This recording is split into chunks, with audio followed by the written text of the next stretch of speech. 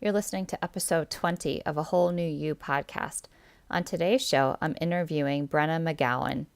We're discussing some must-have tips for growing a loyal and engaged Instagram following. Welcome to A Whole New You podcast. I'm your co-host, Kim Maravich. I'm a registered nurse and author of the book 360 Health. I'm joined by my dear friend, Lori Biddle, a health and wellness coach certified through the Institute for Integrative Nutrition. Our show exists to inspire and empower women to take charge of their health with weekly tips and conversation about self-care, mindset, nutrition, fitness, and clean living. Please keep in mind that the material provided in this podcast is intended as general information only and should not be used as a substitute for professional medical advice, diagnosis, or treatment. We're thrilled to have you here. Let's get to the show. Before we get to our interview today, I just want to read a 5-star review that we got. This is from CLDJMDLED, and the title is What a Duo. These ladies make an amazing duo, gifted in so many ways. I'm super excited to hear new episodes of this podcast because I'm a working mom in my mid-40s who needs to make myself more of a priority. Thank you so much for this awesome review. And if you listening out there wouldn't mind taking a few minutes to leave us a review on iTunes, a rating and review is so important so that others can find our show and tune in. It helps us be ranked in iTunes a little bit higher, and it helps people find our show so that they can join our community and be a part of this amazing group. So thank you so much, and keep getting those reviews out for us. Now let's get to the show.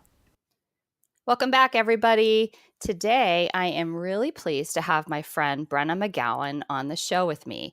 We're going to be talking about all things Instagram. Brenna is a marketing strategist and copywriter. After years of helping companies with their writing and marketing, she decided to start her own business in April of 2017. Since then, she has helped small businesses create personal and strategic marketing plans, focusing on organic social media marketing and copywriting. Brenna lives near Sacramento, California, with her husband of 21 years. When she is not working, you can find her driving her 3 kids around, going to yoga, or reading a book. Welcome, Brenna. So glad to have you here. Thank you for having me. I'm thrilled to be on. So I guess you got married when you were 3. Is that right? Exactly. Maybe I was 5. 21 years. That's awesome. That is so cool. And you're younger than me, girl. So yes, I got married when I was 20. So definitely a younger bride. Yes. And you still look so young. So that's why I said you must have been 3. Well, Brenna and I met through Instagram. And we met just like on a chain, and you probably remember better than I do. It was, is her name Sue Zimmerman? Brenna? Yes, I think it was on the Instagram Expert, which I think is even more of an amazing story because she has, I think, close to 80,000 followers. So somehow you and I ended up on a thread and started chatting. Yeah, it was really incredible. I follow her, but I follow so many people that I don't really even see her post all the time. And I don't even know what the post was about, but I remember commenting, and you commented and said, I'd like to connect. And then we just started this connection. And since then, we have formed this friendship, and we have led each other to other friends on Instagram that we have met up. You've met up with somebody. Yeah, and actually through like this little, you introduced me to this person and this person, and then I ended up, one of these people have actually become one of my clients. So it's been kind of a incredible journey, and I think a testament to what Instagram can really do for your business and for you personally. Absolutely. I was just going to say that this is so much more than just a way. I think sometimes Instagram gets a bad rap for, and it is in a way, it's a way of like small businesses to get on there and try to connect. And there's the whole follow, unfollow thing where you think, I just gained like 10 followers today. And then you look and you've lost 15 the next day. It's like this whole thing of trying to gain followers just to have the number. And that can really shed a negative light on the platform. But I think when I have met people like yourself and have made those connections, I'll tell you what, they are heartfelt. I have had people reach out to say that I'm praying for you. I get direct messages from people just, encouraging me, my family, my kids. And I mean, it really has become a great thing. And I really feel, we were talking off the air before we started recording, that I would consider Brenna a good friend, even though we've never met, and I hope we can someday.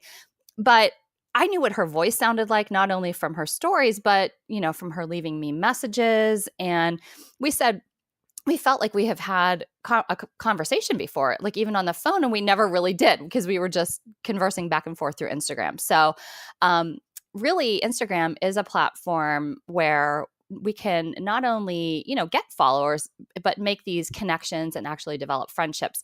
And that is why I am so happy to have you here and giving us all the information that you can give us today. Oh, well, thank you again. I'm excited to be on. Yeah. So I guess before we get into the meat of Instagram, can you just tell us a little bit about yourself and maybe your history and why you started your company? Yeah. Well, like I said, I got married young, and my husband was a contractor, so we've had a business forever. And we had children, and I worked in and out of publishing for forever. But primarily, I was a stay-at-home mom. And then back in 2011, I started inching my way back more and more into some part-time work while my children were at school. And I had worked for other companies and doing writing and editing blogs and doing a lot of copy editing.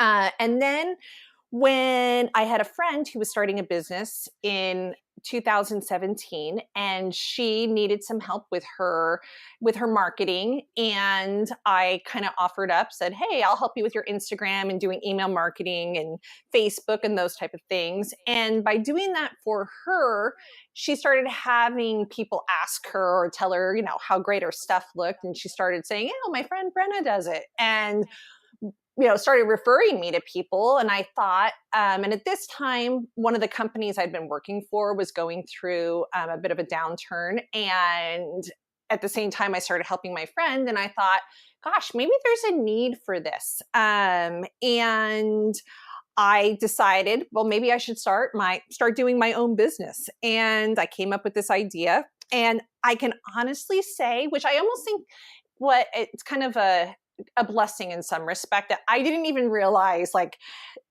what this could look like or even could turn into. And I just kind of stepped out and thought, hey, I can use these things that I'm good at to help other people.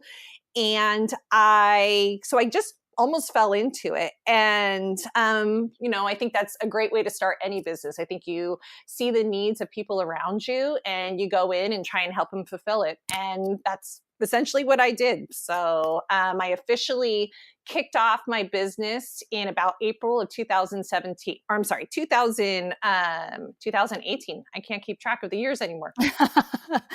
Yeah. So about a year then. Yeah. I had done some little stuff. Like I started getting my name and I started slowly, according to the county, I started my business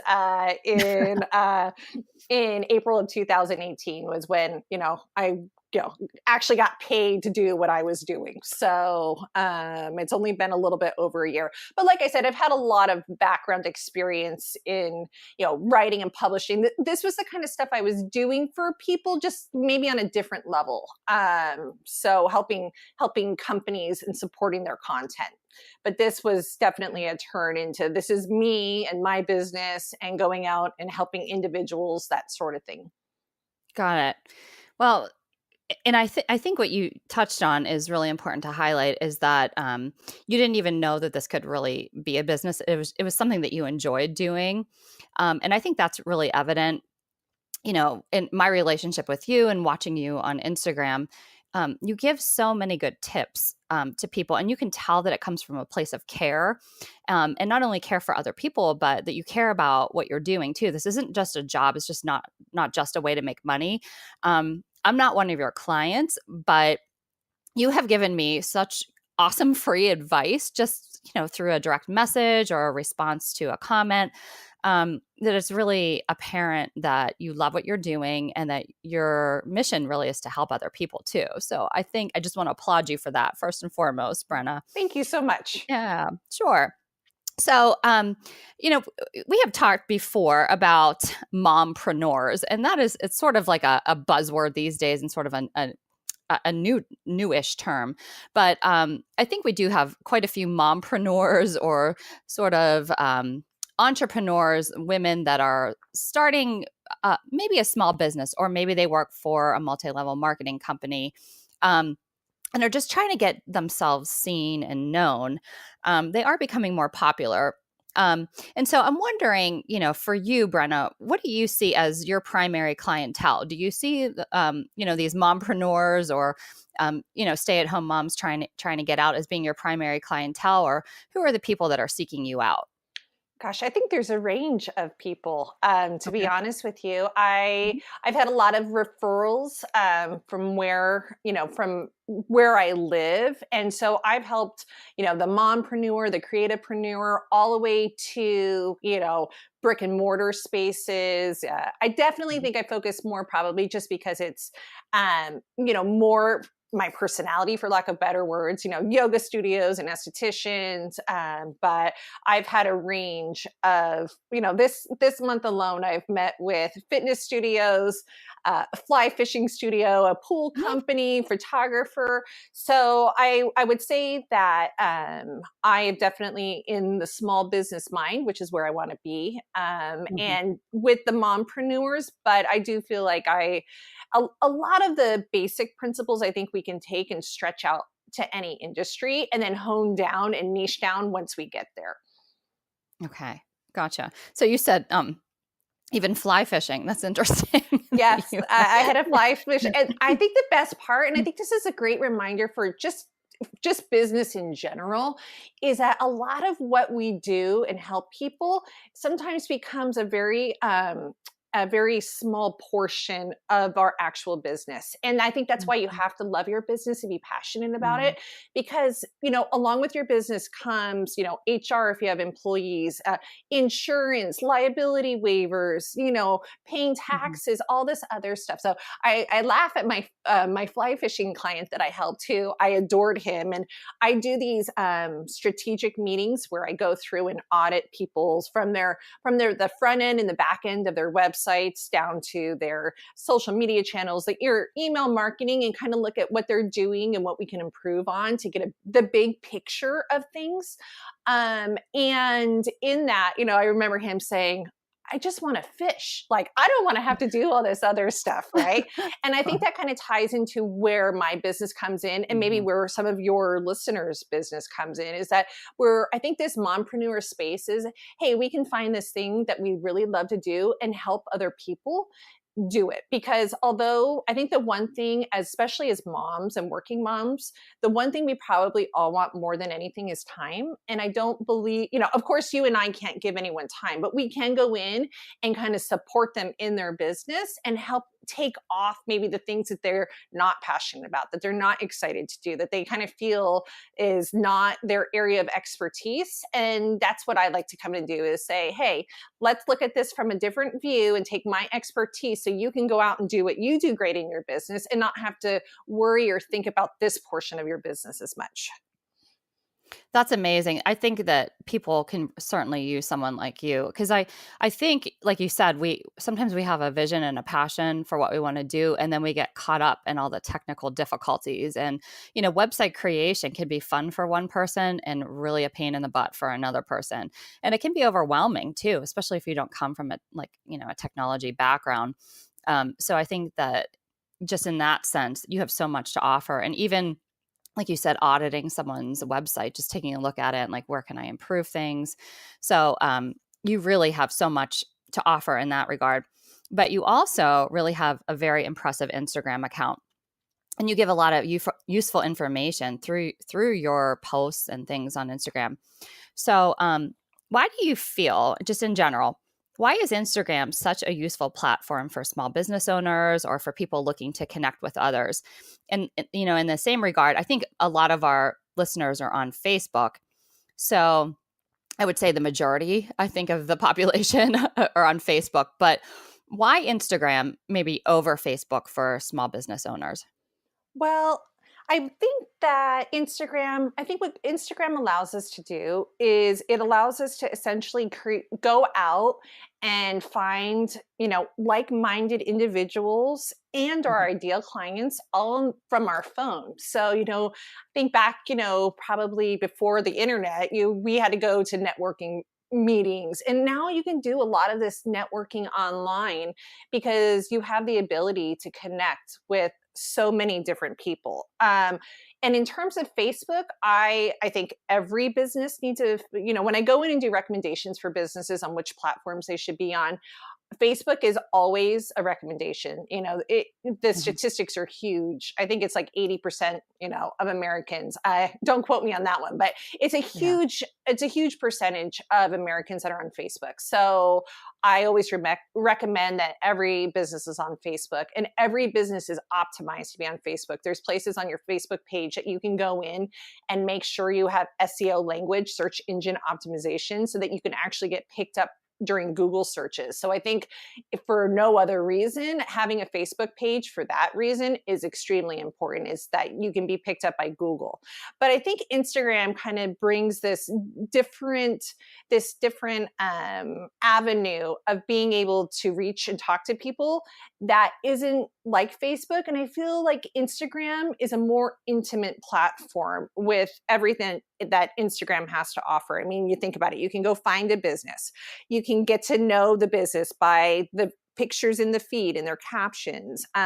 You can go a step further and go into their highlights and find out even more information. You can read their bio and find out exactly what they do. You can send them a direct message and actually have a conversation with someone, whether it's over text, video, or using voice message. So I believe Instagram brings a different level of connection than probably any other platform out there. And I didn't even mention on Instagram, the ability to do short-term video or long-term video and IGTV. So there's tons of different ways to connect. And when I think about Instagram, and we talked about this a tiny bit before we get on, I always look at it, to me, Instagram, which my husband calls me dramatic, so this might be my dramatic thinking, but that Instagram almost like parallels our regular life. Maybe because I'm in the app so Mhm. much of, you know, what happens when you really invest in people and talk to people, ask people questions, when we're, really interested in the other, genuinely interested in someone else, you create a community. And that's what you can do on Instagram. And that's really the whole basis, is finding these relationships and building upon them. Mhm. For sure. Like you said, it is more intimate because, you know, Facebook, I feel like, I don't know. I have a health writer page on Facebook, and I feel like I don't get like the views maybe that I do on Instagram. And I know there's the whole background behind that, and I don't even know what they call that, but I just don't get the interaction, I guess.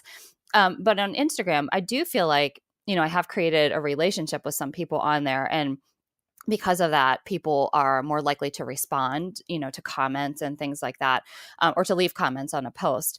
But I think you've really convinced me and convinced us of Instagram's usefulness, just all of those things that you just mentioned. But I also think that sometimes we can go down a rabbit hole of spending so much time on the app. I know it's happened to me. And then I kind of get like frustrated and depressed. And, especially if I post something and I'm not getting a whole lot of likes, like I don't understand what I did. I'm not sure where to go. I don't know which hashtags to search and everything like that. So I think for people looking for kind of more tips, we want to learn some secrets about how to effectively use it, maybe to increase our followers or to create more meaningful relationships. So can you maybe give us some tips about that, and also about the captions under our photos? I know that's a big thing. So what are some tips you would have maybe to start with those captions on our photos? Well, first on the rabbit hole, it's very easy. Mm-hmm. You'll have people go Mm-hmm. on all the time. I don't think I've been super good at this, but saying I think because I kind of find it like these are my friends on Instagram, so I Yeah. probably spend way too much time. But Mm-hmm. being intentional. And I do think, especially if you're someone who's maybe struggling a little bit in engagement or finding the right people, is really being intentional about how you're using Instagram. And Mm-hmm. there's a few ways to do that. And the first way is engaging and setting a time every day that you know that you're going to engage in. You know, if you go online, you'll see a lot of even people who are in the same space as me. They talk about how they do their engagement hour. And I'm guessing I probably engaged for quite some time, but to sit down for an hour, I think there's only so many hours in a day, but really Right. going in, even if it's 10 minutes in the morning or 10 minutes at night, or setting some type of block of time where you're going in and making sure that you are, one of the great things about Instagram, and another reason I love Instagram, is that you can search hashtags, which is almost like a Google keyword, and you can go in and search for anything. So you can go in and search a hashtag and go in and find your ideal customer.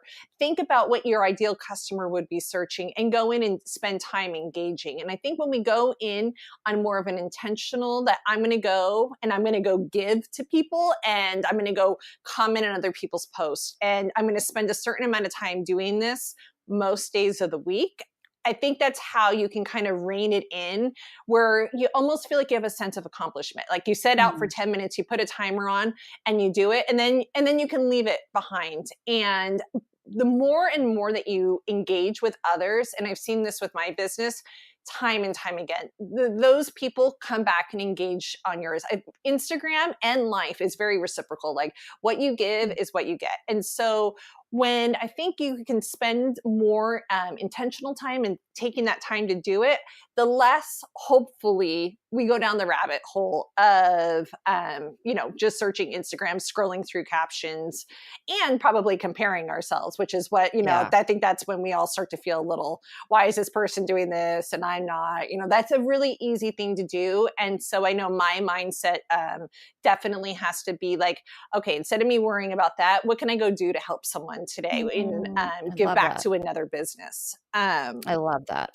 And So important. and as for captions, if once we're talking about the feed, your captions are everything. I always say, your picture might be what stops someone, but your words are what draw them in. The words are what connect you and your personality to the other person who's reading it. So you using words and using them thoughtfully is always important on our captions. And I kind of have like a little system, and I think you can shake this up, but I think if you go to sit down and you're not sure, like, what do I write? Where do I start? I kind of have a template in my mind that I work through. And the first thing I want to say in our captions is that we want to make sure we're always talking to one person. And this is true in any of our writing. We want to make sure that we're not saying guys or hey you, or you want to make sure that that person that you're speaking to feels like you're having a one-on-one conversation. The second thing that I preach, and I say this constantly, is break up your text on all online writing, but especially on Instagram. And what I mean by this is that on Instagram, I would not have more than 2 to 3 sentences, and I think 3 is pushing it, per every line break. People are scanners, and what will happen, and when I've talked about this before, people are like, "Oh yeah, I see a large block of text and I'm out. I bounce." Like our brains can't handle all of this text together. So breaking up your captions is one of the easiest things that you can do to help your writing, and I see it every day where people have these big chunks of text, and I want to be like, no, let me come help you. It's too much information, even for me who reads online all day long. I think the third tip is to always be yourself, and try and type. And if you find this difficult, even saying your caption into your phone and then going through and editing it. But the more you can be yourself, the more you can use your words, your personality, and it can shine through. the more, once again, that reader is going to get to know you. How I always start off every caption, and once again, this is so important, whether it's your Facebook captions, your blog writing, email marketing, especially, is you need a strong subject line. You want to definitely have something that catches someone's attention. If we do not get the reader in the first sentence, once again, they're not going to keep reading the rest of what we have to say. So a few ways that you can do this is you can start by simply asking a question. You want to create some type of curiosity gap. So a lot of people will start with the beginning of a story, but you almost want to start at the climax. You want to start at the point where, where someone's going to go, oh my gosh, what's going to happen next? That's where we want to start our captions or any of our writing. If I'm giving just simply useful tips that I know my audience is going to be very interested in, I will tell them, this is your useful tip. This is your, Instagram tip. And I'll even maybe do it all in bold, something that catches their attention. But having the strong headline is definitely probably, besides the call to action, which we'll get to, it's going to be the important part in everyone's captions. And so once we get that strong headline that catches someone's attention, and the whole point of that is, of course, to have them read the next line, I always like using story. And I don't think you have to overthink this either. This can be, things that are going on in your day-to-day life that you're able to tell your client about, or the reader about. And it, once again, not only our human brains are built for story. It's how we remember things better. So not only is story beneficial because it's going to help someone remember you later on down the line, but it also increases the bond between you and your reader because they're getting a little glimpse onto what is going on in your life. And when we're using story, we want to make sure that we are talking about our emotions, not just about what was going on, but about how we felt and what that felt like inside when we were feeling this certain way. And the more we talk about our emotions, it's more colorful language, which once again helps draw in our reader. So once I get through the story, I always do some type of transition sentence. And these sentences can, once you kind of see what I'm talking about, you can go on, and this goes for your headline too. You can start looking at what other people are doing and looking at what draws your attention in on a subject line.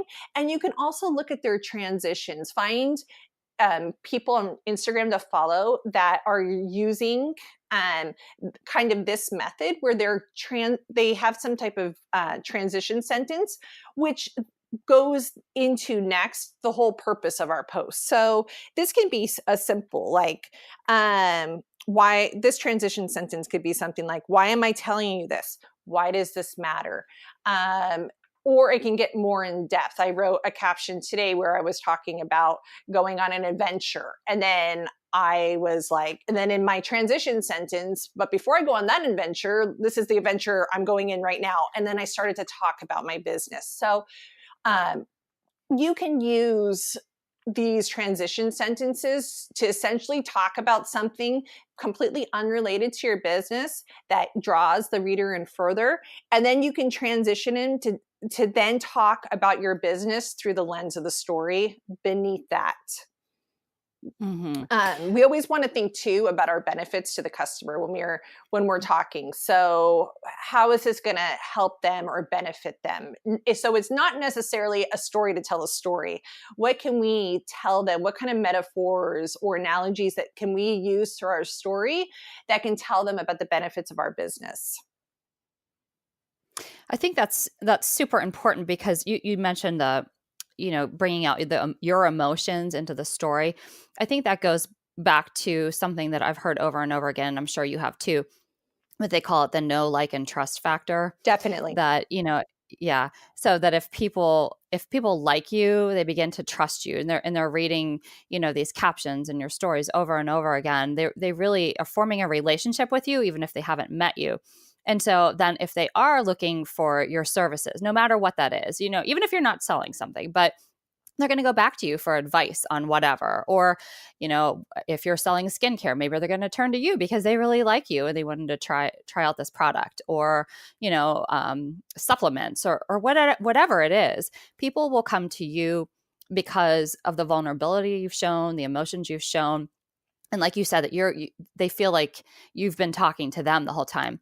And I think, Brenna, when we write our caption, if people aren't clicking on like the more thing, how many lines? Is there just 2 lines of text that show up under the caption? Yes. And actually, when I we're had the thought yesterday. I'm like, I'm going to look it up. And as I was talking, I'm like, oh, darn it, I forgot to look it up. I forget how many characters it is.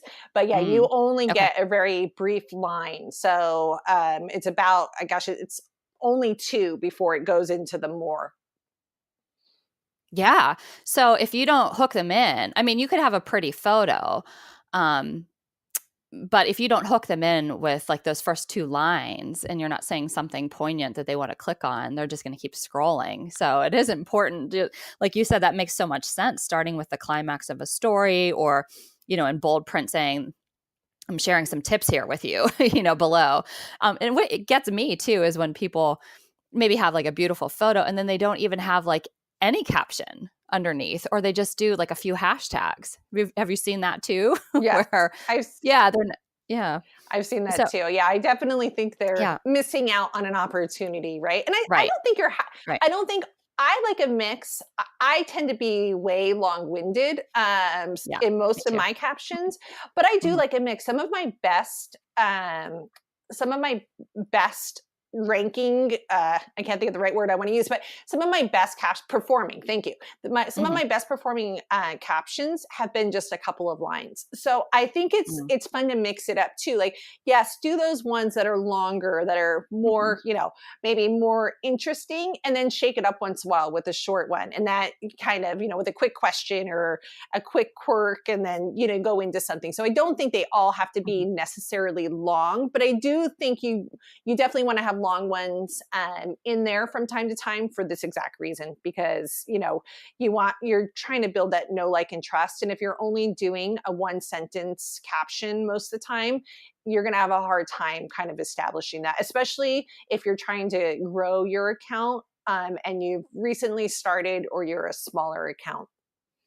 Right. That makes a lot of sense. And I'm sorry, I didn't mean to cut you off. No, go ahead. I wanted to mention too that, when you start looking at other people's captions, when you start looking at it through this lens of what catches my attention, then you can create a swipe file. You can create something where you're kind of jotting this down, and it'll almost teach your brain like to realize. I do this too with email. I do a lot of email marketing for clients. Is what subject lines caught my eye enough for me to open that email, or what made me stop on someone's caption. And I think when you start thinking about that, you can infuse those ideas or principles into your own. Of course, not copying it, but thinking about what other people are saying that caught your attention, and then you can start applying those principles to your own captions. That's a good idea. So would you recommend just like pulling up a notes app on your phone to write those down? Yeah, or doing I know a lot of people use, is it Evernote? I don't use that. I do notes on my phone if I'm on my computer all day. So, I'll have a Google Doc going with, different ideas or tips. The other thing, if clients, I've become a huge Trello user lately. You could even pop them into there, so it's kind of right in your face. So I think any way that you can organize it, whatever works for you. But yes, that's exactly what I would do. Very good tip. So I also know that even though captions are so important, and they're important especially for scrolling, some people go onto Instagram and only look at the stories that are across the top. So those are really important as well. So what are some tips that you can share with us on how to maximize the use of our stories?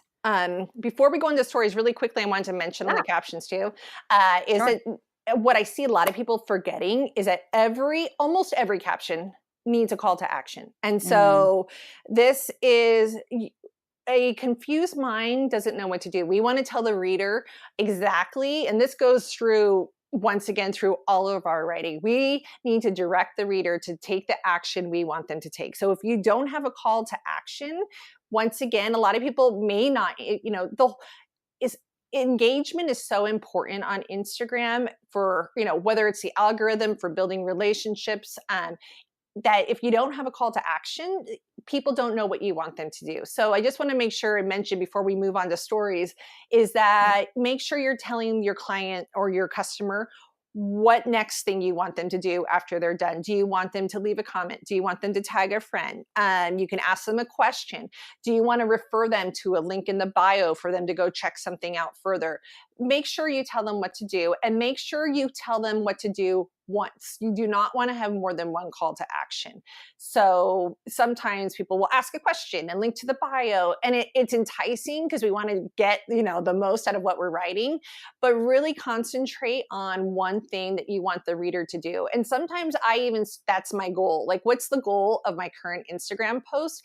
And I build my whole caption around that. And I think this especially comes to play if you're in where you have a sales strategy that you're really trying to hit, you have some type of launch coming up, really thinking through your calls to action and planning them out so that you are making sure that you're doing enough of what you want the reader to do in those captions. So I just wanted to make sure we hit on that. Let me just interject for a second. Yes. I think that's so interesting. I really like, sometimes people are so clever, like they'll write their caption and at the end they have a question at the bottom. Like, I think you did one recently, Brenna, like it was about Easter and then it was like, so what's your favorite Easter candy? And I'm like, oh, I have to answer this one, just a fun question at the end. And then you're getting that engagement with people. And also when I think about like when we post about our podcast and we're saying, go to the link in our, in our profile to listen to the podcast or whatever. I'm hoping that people do that, but I also feel it's like kind of our responsibility to tell the story in the caption, before doing that. But I think that is very effective, what you're mentioning, a call to action.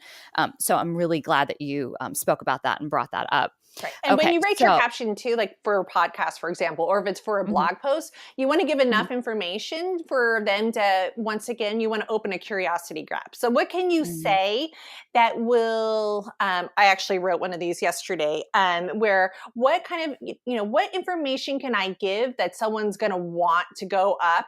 Because we have to think about for the user, it's kind of a lot of work, right? To go and actually go to the bio. You have to click on the thing, then you have to go click to another spot. So how can we make the user experience, the most fluid? And what's going to help push that user towards taking all those extra steps is making sure that we have the curiosity gap, that we're leaving them hanging enough that they want to go click the link in bio or take an additional action more than just a simple, and even comments, when I think about it, I'm always so appreciative for every single comment I get because I know how much time it takes, how much work you have to think about it, really thinking about, okay, every comment that someone gives you they're giving you the gift of their time. So making sure we try and make it as easy for them to do those kind of things.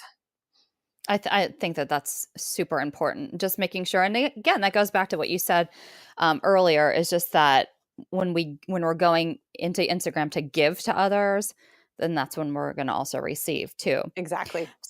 So now we're on to stories. Yeah, sorry about that. So stories. So again, in case our listeners aren't 100% sure, those are at the top of Instagram, the circles that are at the very top before you're scrolling down the feed, and there's a circle and it's highlighted. And if you click on the circle, it shows the person's story if they have created a story.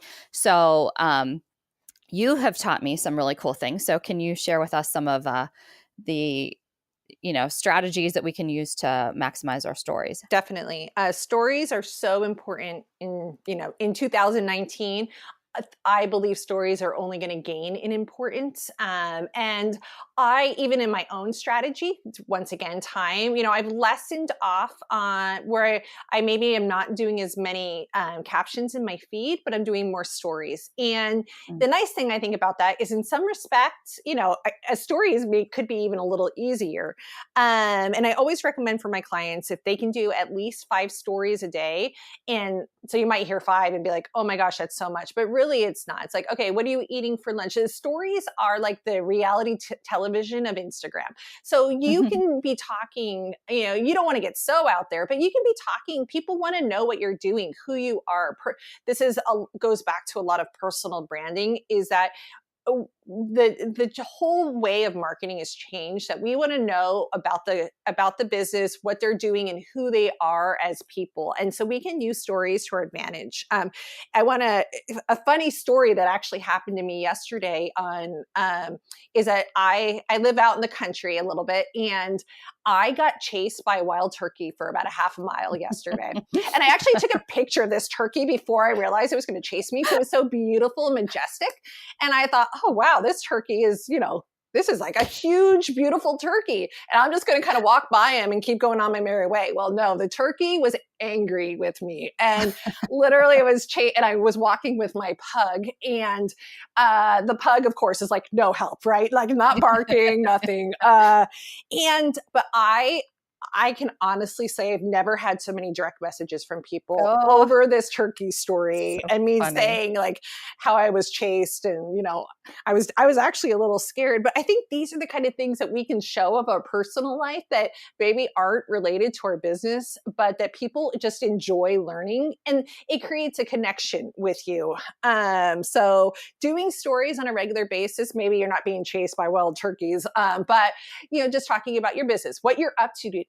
My one friend, Shannon from Boutique Social, every day she says what she's up to, and people just love that. They want to know about your life, what you're interested, what you're doing. So I think sometimes, especially if you're someone who is more, I don't want to use the word shy, but maybe someone who's not out there all the time, you can almost feel like you're, tooting your own horn, but really, and I've even changed some of my own thoughts on stories. I think I even felt like that. Like, oh, no one wants to watch me go on video. No one wants to watch me talk. And I have really, really been using my stories since November. And I've seen a huge jump in my following and a huge jump in my overall interaction with people, because we go back to that whole relationship building.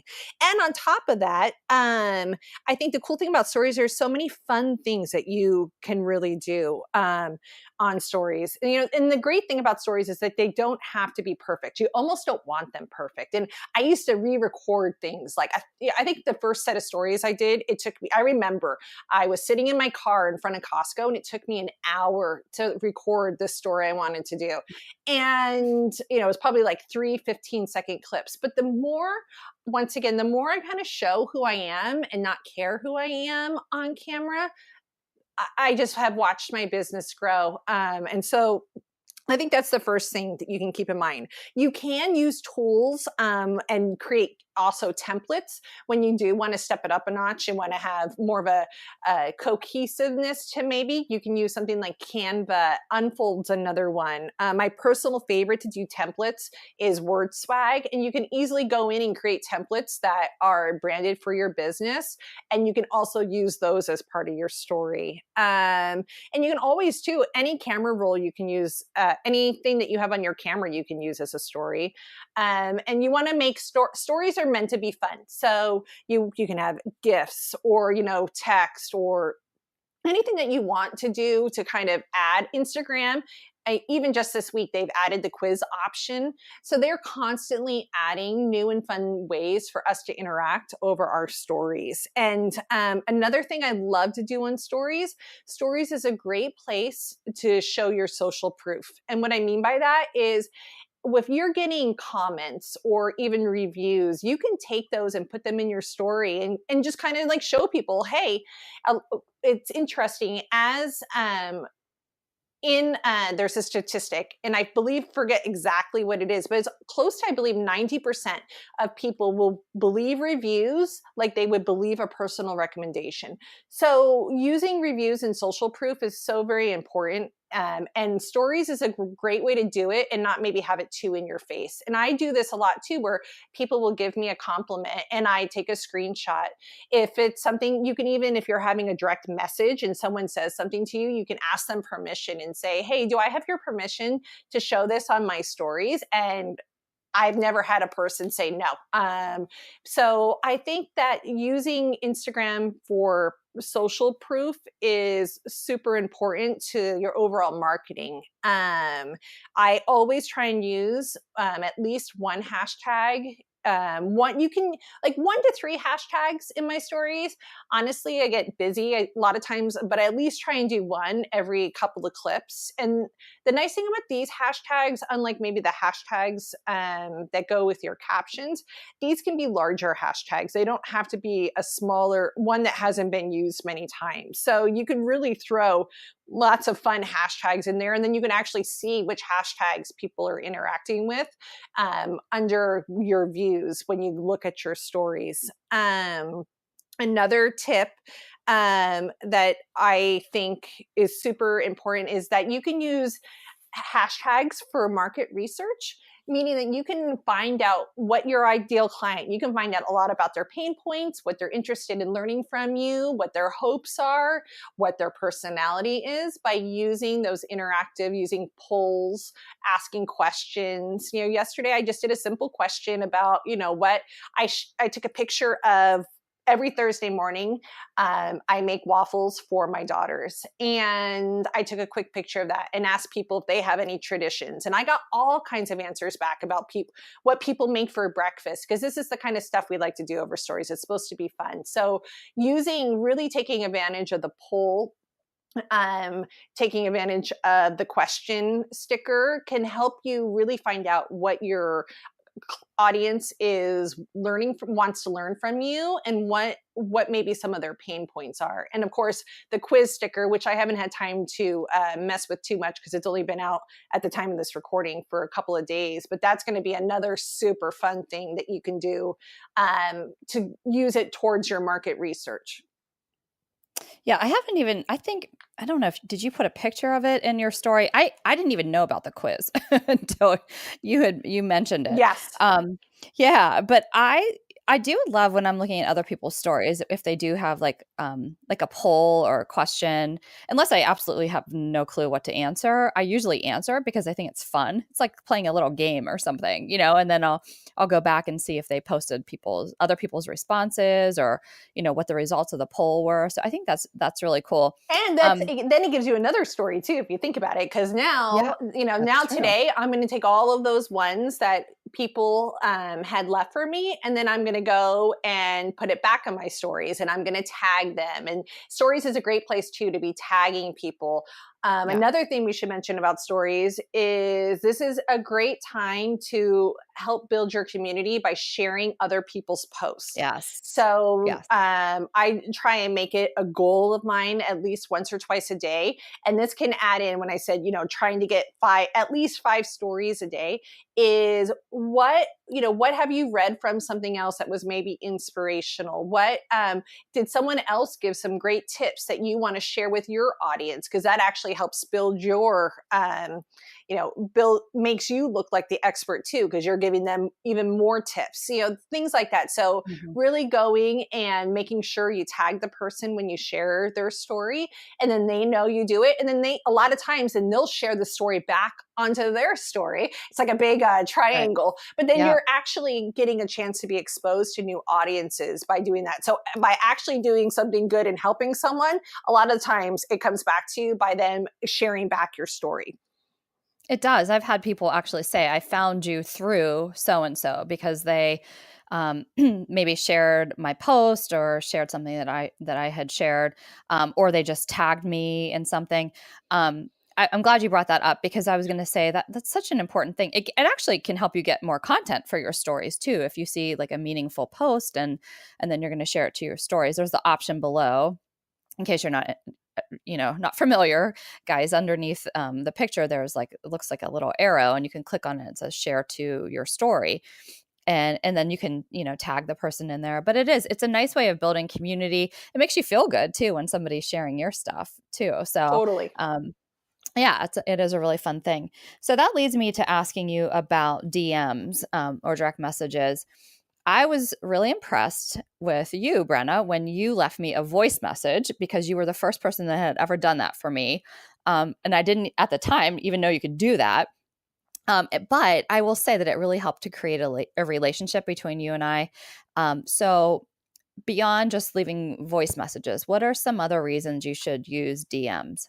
Well, it definitely brings up, a personal connection. Anytime that you can use when you're hitting someone in their direct message, it's taking it, almost to like another level of, hey, I noticed this, and it creates more of an intimate relationship when you can start direct messaging someone.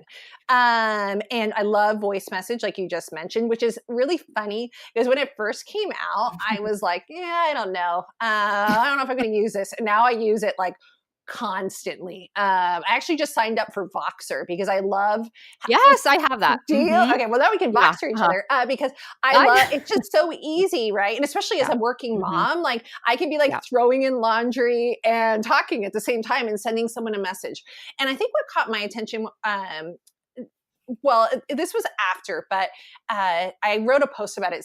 Sunny, I'm going to say her name wrong. Is it Lundra at the Sunny Show? She has a podcast. But one time I think I commented on her post, or I shared one of her stories, and she's a really big name, and she left me a 3-second voice memo. And I was like, wow. Yeah. And I'm like, okay, I didn't really follow her before. And all of a sudden I'm like, I'm totally your fan, right? Because you're, once again, like this is like this gift of time. Like you're taking enough time out of your day to send someone a direct message to ask them about that. So I encourage everyone to be in their direct messages on a daily basis. A really easy way to do this is to simply reply to people's stories. When you reply in someone's stories, it sends them a direct message. So you can be watching your stories, and when you find something funny or interesting, or you like the shirt that they're wearing, there's so many ways to build a personal connection and start a conversation by going through stories. And it feels very organic because, because you're just replying simply to something that they put out. So, this is my favorite way of doing it. A lot of times the other ways I use direct message is I will say, hey, I have some additional information for you on this topic. If you want me to tell you about it, send me a direct message and I'll let you know. I did this earlier this week with a topic, and I said, hey, if you're not sure how to do this, send me a direct message. And I got direct messages with people being like, please let me know. Or if I have a quick tip of an app, but you can't link.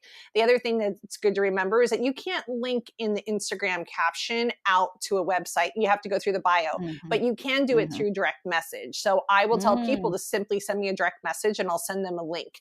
And all I have to do is copy and paste, and it's helping them. It's more of a convenience for them that they're not trying to look and find this link that I'm talking about. So that's another way that I use this all the time. Another way that I use it, for example, I went live a couple weeks ago, and I just went through everyone who watched my live and personally thanked them for their time. So there's so many ways that you can go in and just simply say a thank you, ask them a question about themselves, ask them if they need more information, or if you explained everything, and use it also as a follow-up method. We talked about Sue Zimmerman earlier, and she talked about this even yesterday in one of her stories, where she showed where she had a story and then someone left a comment, and then she went and asked them a follow-up question. So it's an easy way to start building a conversation outside of your regular feed. I think it's I really wasn't thinking that before, about that you can actually link to something in your direct messages, which kind of, when you think about it, you want to be getting people into your direct messages, because if they did have a question, like say you are selling a product or something, and you've gotten to that point in your relationship where they're trusting you and liking you, and then they have a question, you can send them a direct link then to your website. And you could also send them a video. So if you want to show them how to do something, or if you want to do, sometimes I've done where I have an explanation set up for something and I'll record a video, and then all I have to do is send them the video and say, here, here, I recorded this video for you. So you would be able to see what I'm talking about. And that is also another great way to kind of, once again, provide more value, and actually at the same time be building up that personal connection. Absolutely. I haven't taken advantage of the video part yet, so I'll have to try that one someday. But what I was thinking is, so, if you've created this relationship, you've connected on Instagram, how do we go then from interacting on social media to actually getting people to our websites, or maybe even to buy products? So what are your tips on that? Well, I think a couple of things. I think this is where relationship building comes in, on our content, and in everything that we put out. We always want to think about the person reading and how we're helping them. What value can we provide? And so I go back to Gary V's jab, jab, jab, right hook method, which is, when I think about what I'm going to do, or especially when I'm helping clients strategize, I always think for every 3 posts, I go in and provide value, and then I do one that's sales. And when I say sales too, maybe you're not even doing sales, but something where I want a user to take an action that will benefit me, whether it's reading my blog, or linking on something on my website, going to grab my freebie. So I think about how often, the more we help people, and this goes back to, the foundations of life, the more we help people, the more that they're going to want us to come and help them on a deeper level. So when we're giving a lot of value, a lot of tips, then they're able, when the time comes and we are going to sell something, they're definitely, they're more apt to probably purchase from us at that point in time. I like stories for using sales. And when I say sales, I don't think this has to be salesy, but for example, the other day I went on and talked for a few moments about how I had met with a client and how we solved this problem for him. And just so you know, if you want me to help you solve the same problem, this is a service I offer. Send me a direct message. Or if you have any questions about it, send me a direct message.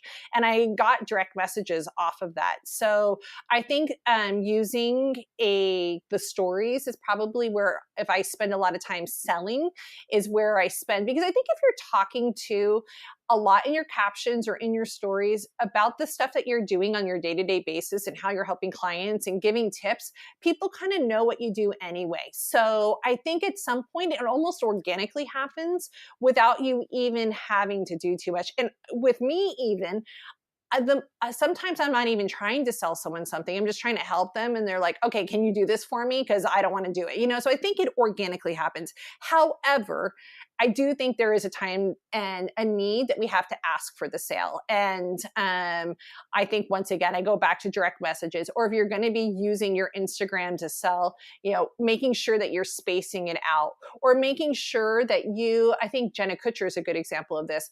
For a long, long time in her posts, she just gives value and content.